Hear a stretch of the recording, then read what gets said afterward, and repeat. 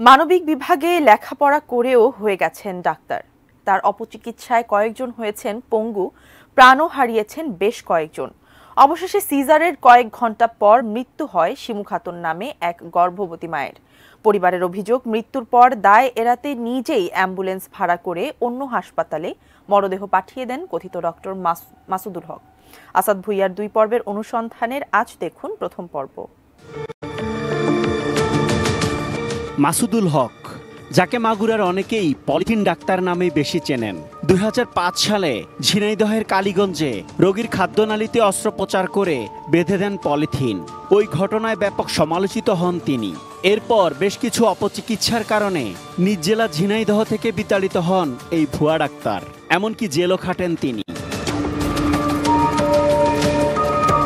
Jail থেকে বেরিয়ে মাসুদুল হক নতুন করে চেম্বার খোলেন মাগুরা জেলা সদরে। সেখানেও চলতে থাকে তার অপচিকিৎসা। সবশেষ গত 29 মে সিজারের কয়েক ঘন্টা পর মারা যান শিমু খাতুন নামের এক গর্ভবতী নারী। অভিযোগ ওঠে, মৃত্যুর পর দায় এড়াতে কৌশল করেন মাসুদুল হক। অ্যাম্বুলেন্স ভাড়া করে ওই জায়গা গাড়ি রেডি। কে ভাড়া করছে অ্যাম্বুলেন্স? ওই গাড়ি ওই মালিকই করে আমার কাছে ভাড়া বিতেও নেই, তারাই কমপ্লিট দিয়ে মরে গেছে মনে হয় ওই জায়গাতেই, বুঝতে দিই নেই। পরে ফরিদপুর নিয়ে গেছি, ফরিদপুর নিয়ে মেডিকেলে নিয়ে ওই কই যে তোমার রাতা নিয়ে আইসো। শিমু খাতুনের পরিবারের দাবি, পরীক্ষা নিরীক্ষার রিপোর্ট সহ গুরুত্বপূর্ণ সব কাগজ রেখে দেন নিজের কাছে। ভীষণ নিয়ে এলো ফুলঝুরি মেগা অফার সিজন 6। এই অফারে ফ্রিজ কিনলেই পাচ্ছেন নিশ্চিত 12 সেটের আকর্ষণীয় গিফট বক্স একদম ফ্রি। আমরা কোনো কাগজপাতি হাতে পাই না, যে রিপোর্টগুলো করা হয়েছে রিপোর্টের একটা কাগজও আমরা হাতে পাই না। শিমু খাতুনের মৃত্যুর পর থেকে তার মাও বেশিরভাগ সময় অচেতন থাকেন, যে কারণে সদ্য জন্ম নেয়া নবজাতকের ভবিষ্যৎ নিয়েও শঙ্কায় আছে পরিবার।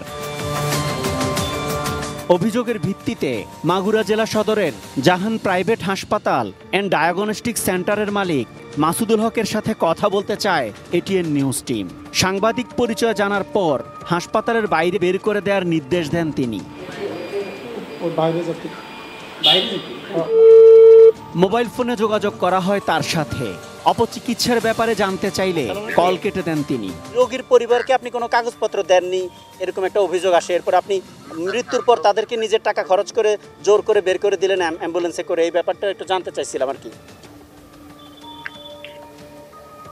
ভাই, নাম পরিচয় গোপন রাখা শর্তে মাসুদুল হকের ব্যাপারে স্থানীয় একজন বেশ কিছু তথ্য দেন। ডাক্তার মাসুদুল হক 1990 সালে কিন্তু ইন্টারমিডিয়েট ফেল করে। ইন্টারমিডিয়েট ফেল করার পরে 16 বছর যে পর যে মেডিকেলে পড়া যায়, তাও আর্টস থেকে, এটা পৃথিবীর কোন জায়গায় নিয়ম আছে এটা আমার জানা নেই। 1 বছর জেল খাটে ঝিনাইদহে। জেল কাটার পরে সে মাগুরা এসে এই আস্থানা গাড়ে এই স্বাস্থ্যসেবা দিয়ে মানুষের নানান রকমের অপচিকিৎসা এবং হয়রানি করে যাচ্ছে।